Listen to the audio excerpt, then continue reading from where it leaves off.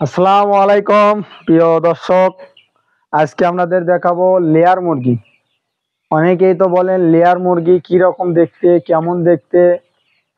বাজারে আপনার অনেক মুরগি বলে লেয়ার মুরগি, এটা অনেক বাচ্চা বলে বিক্রি করে আপনাদের মাঝে। আজকে আপনাদের দেখাবো অরিজিনাল যেটা লেয়ার মুরগি, সেটা আপনাদের দেখাবো।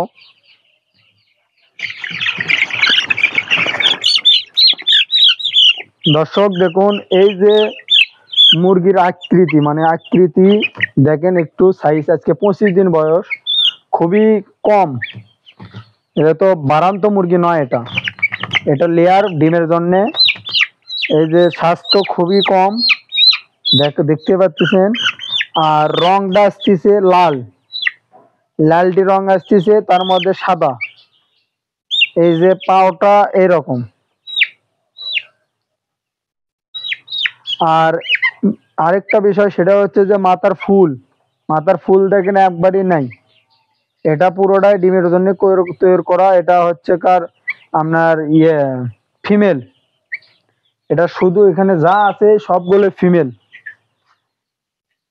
এই যে মাথার ফুল দেখতেছেন নাই, এটা একটা চেনার উপায় যে মাথার ফুল নাই। এটা হচ্ছে পুরোটা ফিমেল। এটা ডিমের জন্য তৈরি করা হবে। আজকের বয়স হচ্ছে যে 25 দিন। ভ্যাকসিন আপনার 5টা ভ্যাকসিন পড়ছে, এর মধ্যে কোনো সমস্যা দেয়নি আলহামদুলিল্লাহ।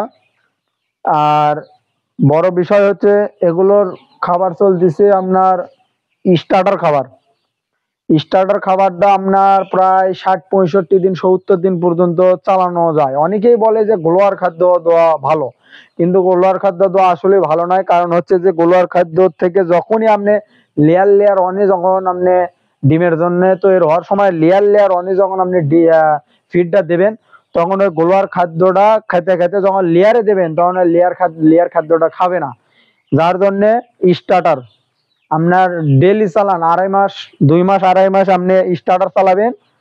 তারপর থেকে লেয়ার ফিড দেবেন, আলহামদুলিল্লাহ ভালো একটা রেজাল্ট পাবে।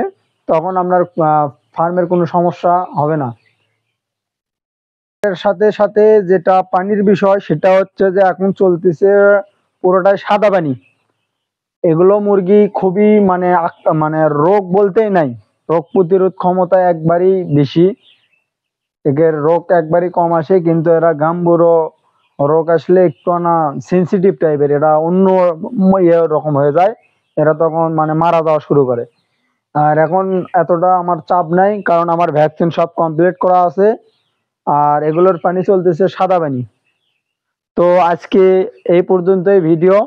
আর আপনাদের কোনো মন্তব্য বা কমেন্ট যদি থাকে, কিছু জানার থাকে, তাহলে অবশ্যই আমাদের চ্যানেলে কমেন্ট করে জানাবেন। আপনারা অবশ্যই আপনাদের ভালো সুযোগ সুবিধা, চিকিৎসা যত যা লাগে আমরা আপনাদের পাশে থাকার চেষ্টা করব। তো আজকের মতো এই পর্যন্তই, ধন্যবাদ।